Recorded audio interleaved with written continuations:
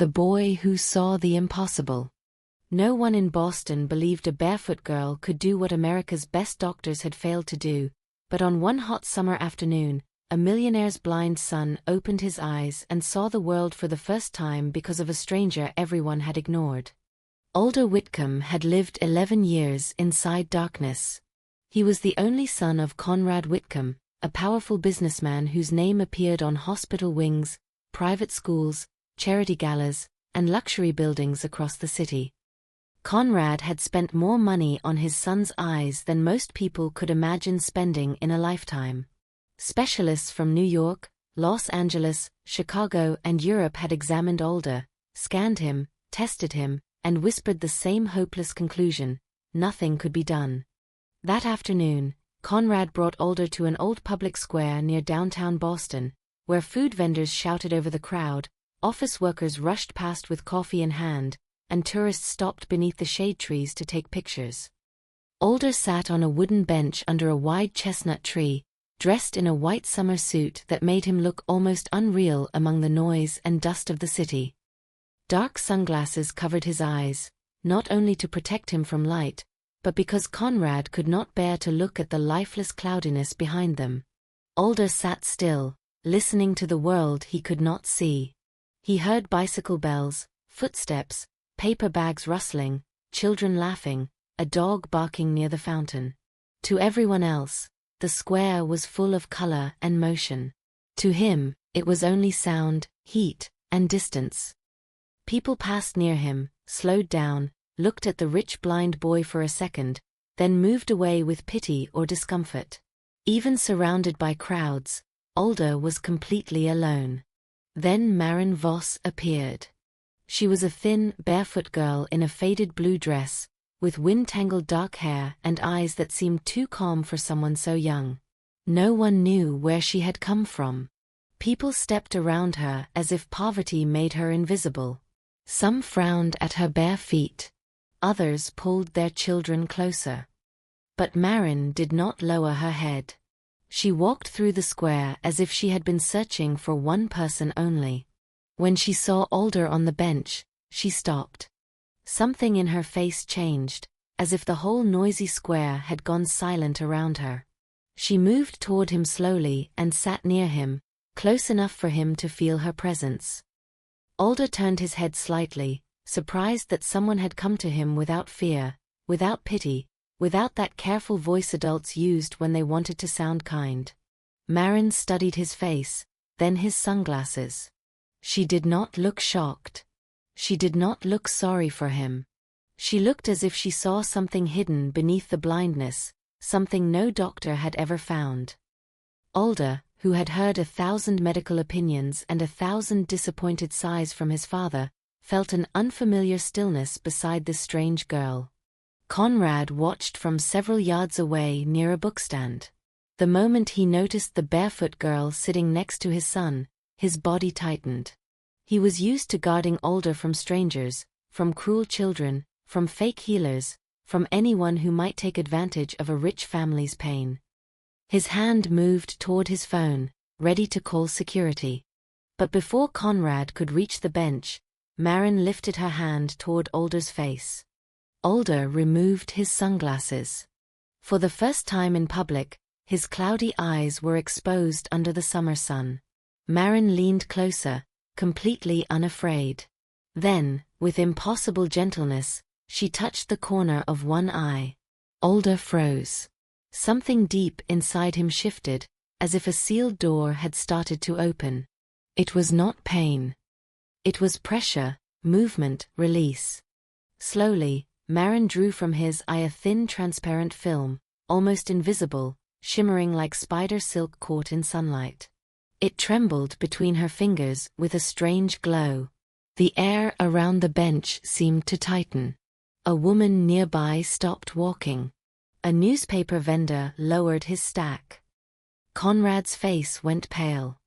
Maren placed the first shining film in her palm and reached for Alder's other eye. Again, she pulled out a second delicate layer, bright and unreal, as if she were removing the darkness itself. Alder squeezed his eyes shut. For a moment, there was only brightness. Then the brightness softened. Shapes began to form. A shadow became a face. A blur became hair. Light became the outline of a girl sitting in front of him. For the first time in his life, Alder saw something. And the first person he saw was Marin. The miracle no doctor could deny. The moment Alder began to see, the world around that quiet bench shattered into disbelief. What had been noise and routine in the square turned into a frozen scene of shock. People stopped mid-step, voices faded, and every pair of eyes locked onto the boy who had just crossed from darkness into light. At first, Alder could only perceive brightness, overwhelming and unfamiliar, as if the sun itself had entered his vision all at once. But within seconds, the brightness softened, shapes emerged, and reality began to take form. The outline of a figure in front of him sharpened slowly, and for the first time in his life, he saw the silhouette of another human being. It was unclear, fragile, almost dreamlike, but it was real. His body trembled as his mind struggled to accept what his eyes were suddenly capable of doing. A few steps away, Conrad Whitcomb felt something break inside him. The man who had built his entire life on control, logic, and certainty found himself staring at something that did not belong to any system he understood. His instincts screamed danger, manipulation, deception, anything that could restore order to what he was witnessing. Instead of gratitude, fear took hold of him. He rushed toward the bench, pulling Alder close, his grip tight, protective, almost desperate.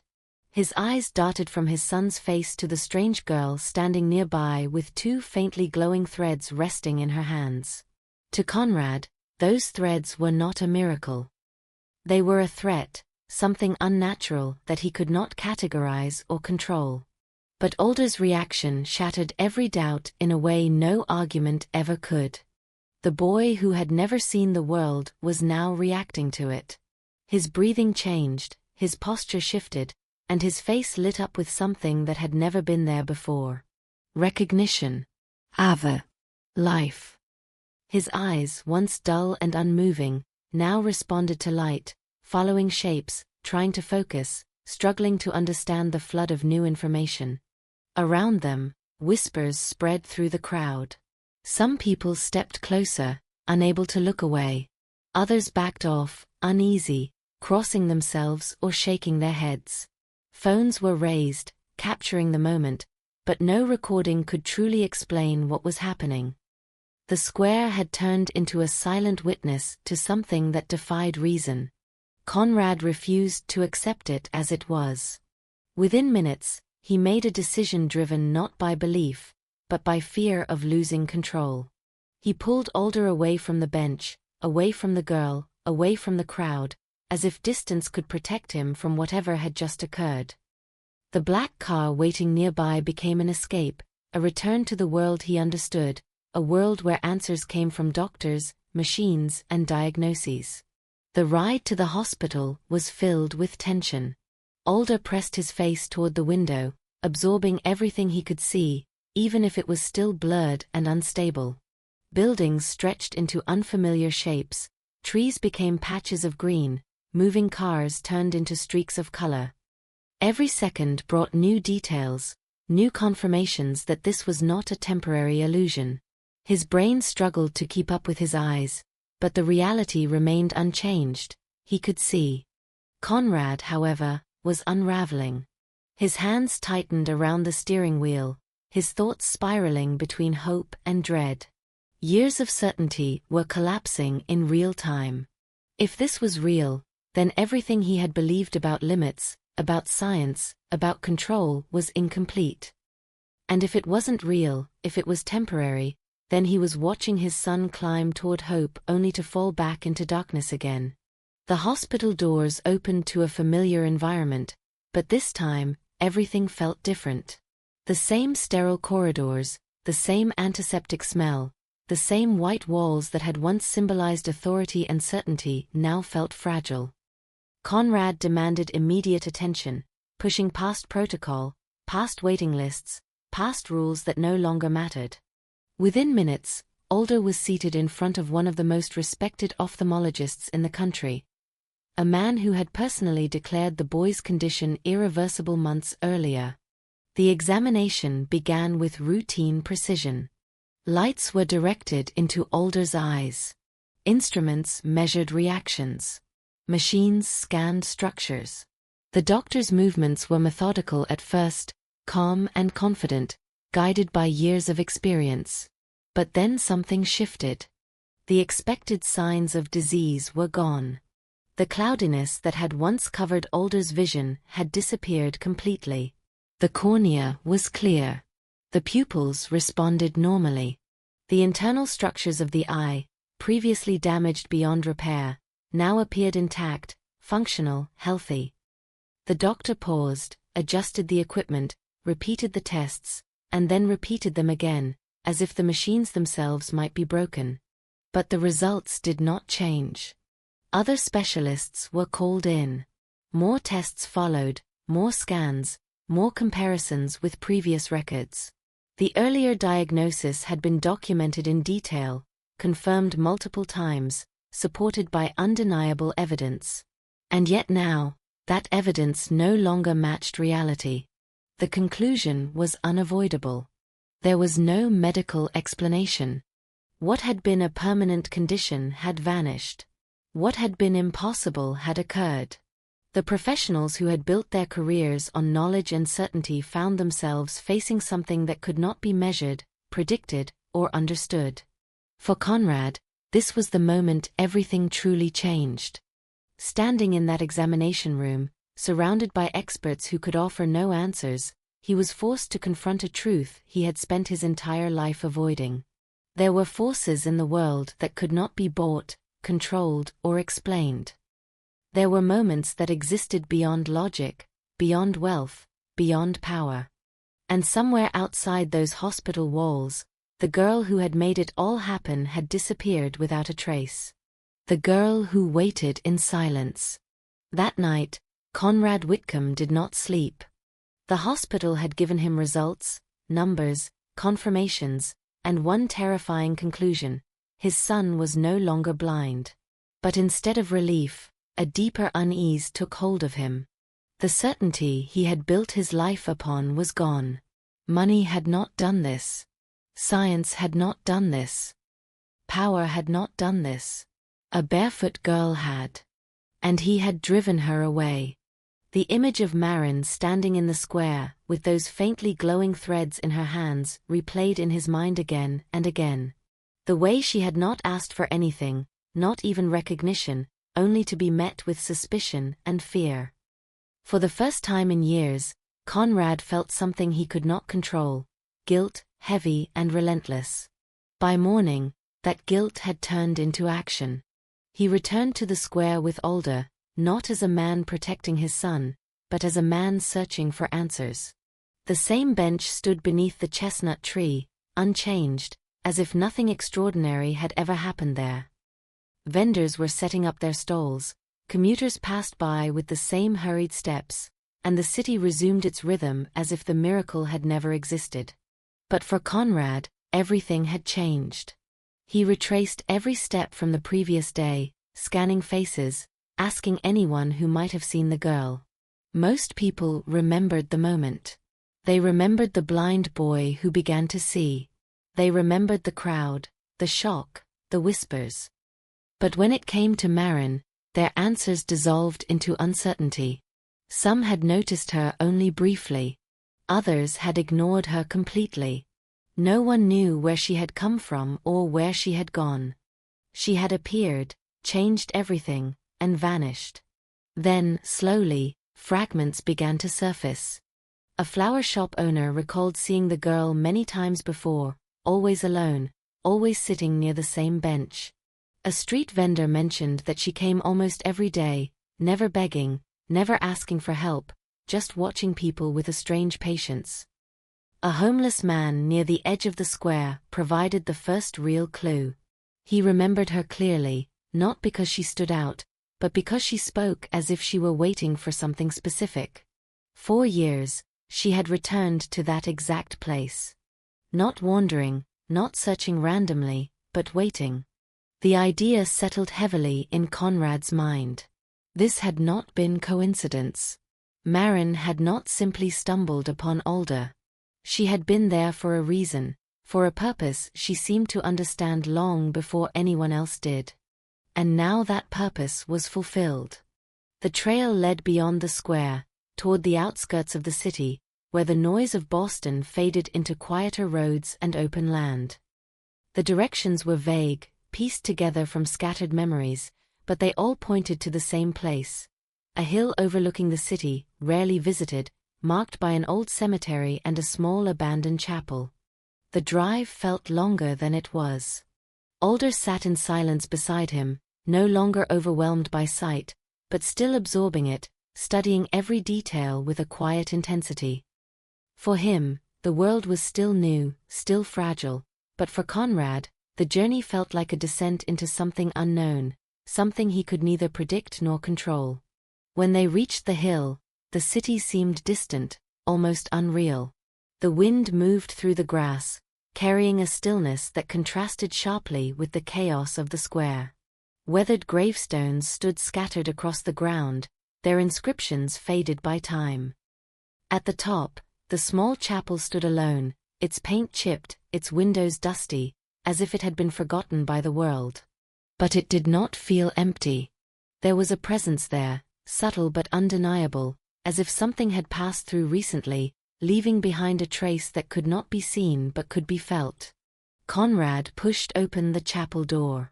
Inside, the air was cool and quiet. Sunlight filtered through narrow windows, casting thin beams across the wooden benches. Dust hung in the air, unmoving, undisturbed.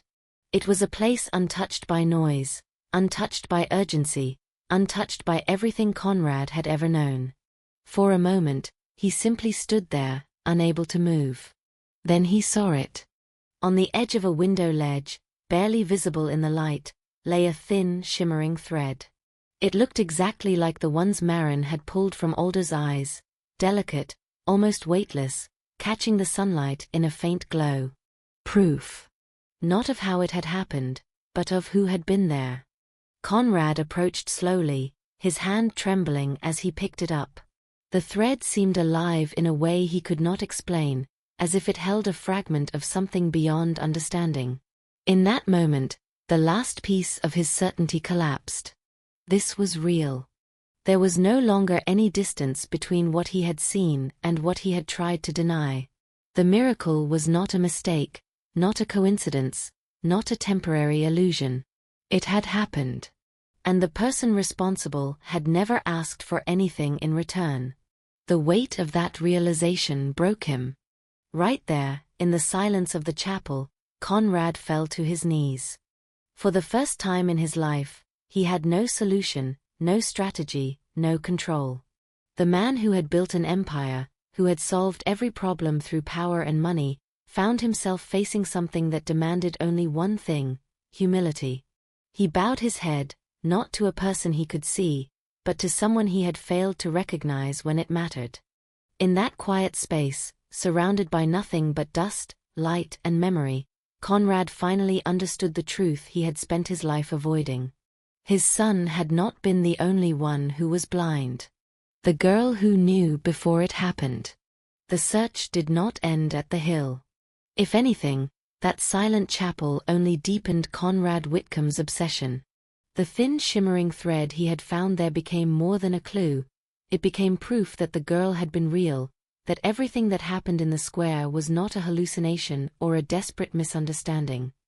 But proof without answers only made the mystery heavier.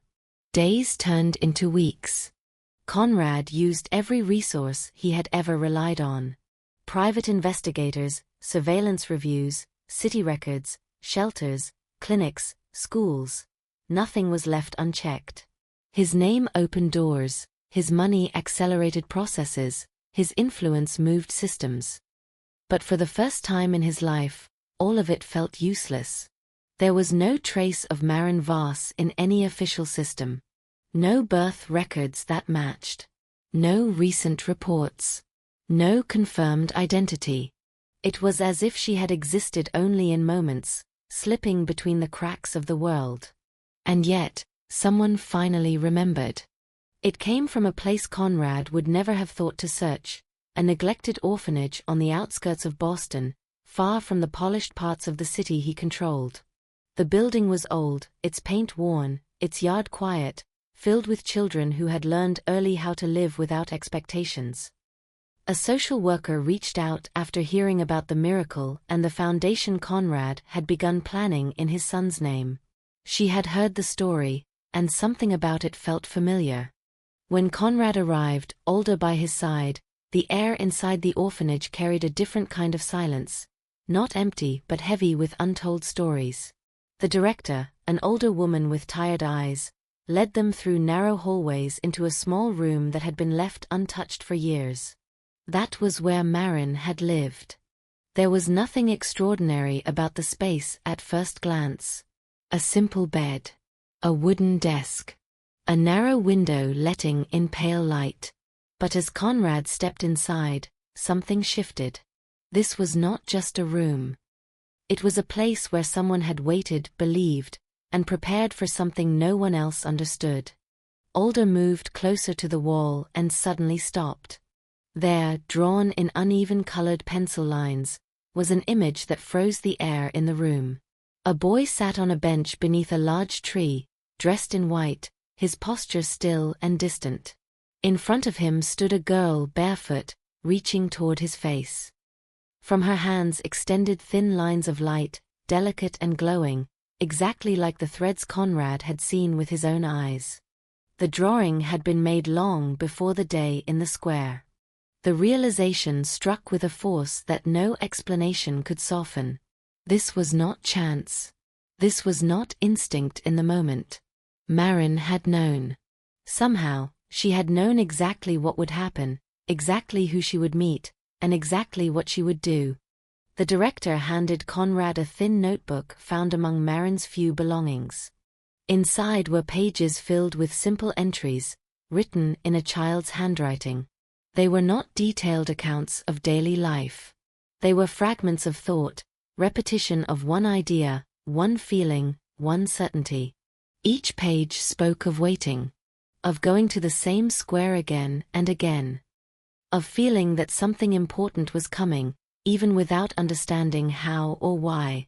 The entries grew more focused as time passed. At first, there was uncertainty, a child trying to explain something she could not fully grasp.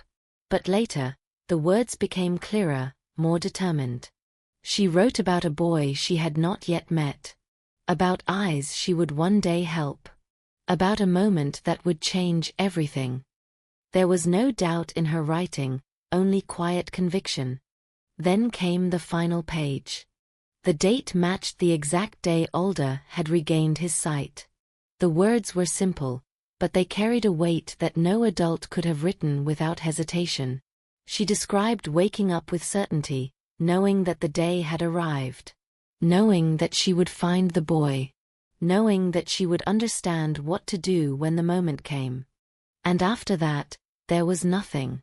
No goodbye. No explanation. No plan for what would come next.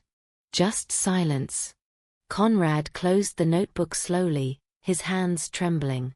The room felt smaller, heavier, as if the walls themselves held the memory of something that could not be explained.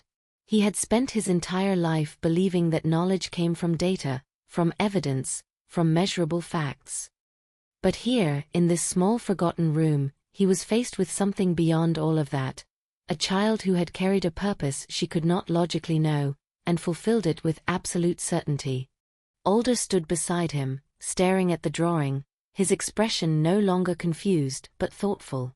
For him, the miracle was not something to question. It was something he had lived, something he had felt. And now, seeing the proof that Marin had known all along, his understanding deepened in a way that did not need explanation. For Conrad, however, the realization was overwhelming. Marin had not just helped his son. She had spent years preparing for him. 3 years of waiting, of returning to the same place, of believing in something no one else could see. And when the moment came, she had done exactly what she was meant to do, without hesitation, without doubt, without asking for anything in return. And he had pushed her away. The guilt returned, sharper than before, cutting through every rational defense he had tried to build. But now it was no longer just about a mistake in judgment. It was about something deeper, a failure to recognize the most important moment of his life when it stood right in front of him. As they left the orphanage, Conrad carried the notebook with him, not as evidence, but as a reminder. A reminder that there were things in this world that could not be bought, controlled, or understood through logic alone. And somewhere out there, the girl who had changed everything was still missing. But now, the search was no longer just about finding her. It was about understanding why she had come at all, and what it meant for everything that would happen next. 10 years later, the miracle returns. Time did not erase the miracle. It reshaped everything around it. 10 years passed, but for Conrad Whitcomb, not a single day went by without remembering the moment on that bench. The man who once believed everything could be solved with wealth and control became someone entirely different. The Marin Foundation was no longer just a gesture of gratitude, it became his life's purpose. Thousands of children received treatment, surgeries, and care that their families could never afford. But even as the foundation grew, one absence remained impossible to fill. Maren Voss was still missing. Older grew up inside that transformation. His vision, once thought impossible to restore, did not fade. It strengthened. What had begun as blurred shapes became clarity, precision, detail. He learned to see not only with his eyes, but with a depth shaped by the memory of darkness. While other children took sight for granted, Older treated every color, every face, every movement as something fragile and extraordinary. It shaped his future. He chose medicine, not because of expectation, but because of understanding. Ophthalmology became his path, driven by a quiet determination to give others what he had once received. Not just sight, but possibility. While studying, while training, while working long hours, one memory remained untouched. Marin's face, the first thing he had ever truly seen. For 10 years, she existed only in memory. Until the day she didn't. It was an ordinary afternoon at the Foundation's Outreach Center, a place where volunteers served food, offered support, and provided care for those who had nowhere else to go. Older worked there regularly, not as a figure of status, but as someone who understood what it meant to need help. The room was filled with quiet movement. Bowls of soup passed from hand to hand. Conversations murmured in low tones. Nothing unusual. Nothing remarkable. Then something shifted. Older looked up, and everything stopped. Across the room stood a young woman, thin, dressed simply, her presence almost unnoticed by everyone else. But to Older, she stood out with a clarity that cut through the entire space. Not because of what she wore, not because of how she looked, but because of something deeper. Something he had carried with him for 10 years without ever forgetting. Recognition. Her face had changed with time, but her eyes had not. Those same deep, calm eyes that had once looked at him without fear, without pity, without hesitation. The same eyes that had seen something no one else could. Maren. The realization struck with a force that left no room for doubt. This was not resemblance. This was not coincidence. This was the person who had changed everything. For a moment, neither of them moved. 10 years collapsed into silence. Marin had not expected this moment. After leaving the city all those years ago, fear had driven her away from everything connected to that day. The reaction of Conrad, the attention from the crowd, the risk of being misunderstood, it had been too much for a child to face. She disappeared not because she wanted to, but because she believed it was the only way to protect herself. Her life had been quiet since then. She worked wherever she could, lived simply, avoided attention, and carried the memory of that one moment that defined her existence. She had always wondered if what she did had truly lasted. If the boy had remained able to see. If the miracle had been real or temporary. Now she had her answer. Alder stood in front of her, not as a blind child, but as a grown man, steady, focused, alive in a way that confirmed everything she had once believed. The mission she had carried for years, the certainty she could never explain, had been real. But something else had changed. The ability that had guided her that day was gone. The strange awareness that once allowed her to see beyond the surface, to understand what others could not, had disappeared after she helped Alder. It had not faded gradually. It had ended, as if it had been given for a single purpose, and that purpose had been fulfilled. She was no longer extraordinary in the way she once had been. She was just human. And yet, standing there, facing the person whose life she had changed, she realized something else. The miracle had not ended that day in the square. It had continued, growing quietly, shaping lives, creating something far greater than a single moment of healing. The foundation. The work. The lives touched. Alder saw it clearly now. Not just the past, but the present. Maren had not vanished into nothing. She had survived, endured, lived a life without recognition, without reward, without ever claiming what she had done. While others might have turned that moment into power, into fame, into influence, she had walked away from it completely. That realization carried its own weight. Because now, for the first time, the miracle was no longer unfinished. After 10 years of searching, of questioning, of remembering, the missing piece had returned. And this time, there would be no disappearance. This time, the story would continue. The miracle that never ended. The moment Maren returned, everything that had remained unfinished for 10 years finally found its direction. When Conrad Whitcomb arrived at the foundation that day, he was no longer the man who had once stood in fear at the edge of a crowded square. Time had changed him, but not enough to erase the weight he had carried for a decade. The instant he saw Maren standing there, alive, real, no longer just a memory or a regret, the distance between past and present collapsed completely. He did not hesitate. For a man who had once controlled every situation with calculated precision, there was no calculation left in him. Only truth. Only the need to correct what he had done wrong. The apology he had carried for 10 years was no longer something he could hold inside. It had to be given, completely, without pride, without defense, without excuse. And in that moment, something shifted again. Not in the world, but in the people within it. Maren, who had once disappeared out of fear, now stood face to face with the life she had changed. But she was no longer the barefoot child guided by something she could not explain. She had lived through hardship, learned to survive without recognition, built herself quietly without expecting anything from anyone. The miracle she had carried had left her, but what remained was something far stronger. Resilience, humility, and a quiet strength that no longer needed to prove itself.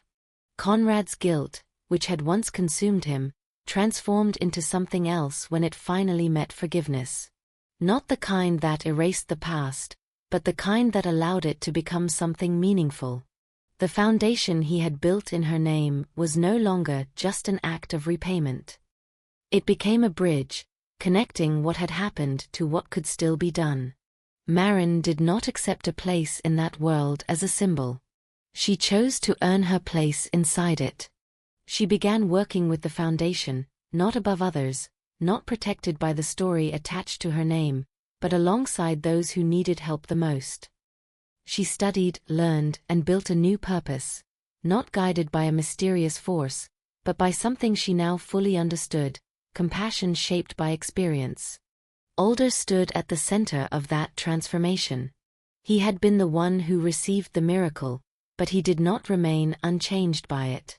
His work as a doctor was no longer just about restoring sight. It became about understanding people in ways that went beyond medicine. He saw fear in patients before they spoke, hesitation before they admitted it, hope before they allowed themselves to believe. The boy who had once lived in darkness now saw more clearly than most who had never lost their vision. And through all of it, one connection deepened quietly, steadily, without force. Alda and Marin. What had begun as a moment of trust between two children became something far more complex with time. They were no longer defined by the miracle that brought them together. They were defined by everything that came after it: the years apart, the choices made, the lives rebuilt, the understanding that grew between them without needing explanation. Their bond did not come from gratitude. It came from recognition. Two people who had changed each other's lives in ways neither fully understood, finding each other again not as they were, but as they had become. Time continued forward. The foundation expanded, reaching more children, more families, more lives that once seemed out of reach. What began as one impossible moment became a chain of real, tangible change. Operations were funded, treatments were provided, hope was restored. Not through miracles, but through effort, commitment, and belief carried forward. But the miracle itself was never forgotten. Years later, on a quiet afternoon, the same square where everything began looked almost unchanged. The bench still stood beneath the chestnut tree, worn slightly by time but steady, as if it had been waiting all along. People passed by as they always had, unaware of what had once taken place there. A small plaque had been placed on the bench. Not grand, not dramatic, just a simple reminder that something extraordinary had once happened in an ordinary place. Alda, Marin, and Conrad stood there together. No crowds. No attention. No need for recognition. Just presence. What had once been a moment of confusion, fear, and disbelief had become something entirely different. A story not about a miracle that defied explanation, but about what followed after it, what people chose to do with what they were given. Because in the end, the true miracle was not only that a blind boy had learned to see. It was that a man learned humility, a girl found her place in the world, and a single act of kindness expanded into something that touched thousands of lives. And even then, the story did not end. It continued in every child helped, in every life changed, in every quiet decision to believe that something good could come from the smallest action. The miracle had never been about one moment. It had always been about what came after.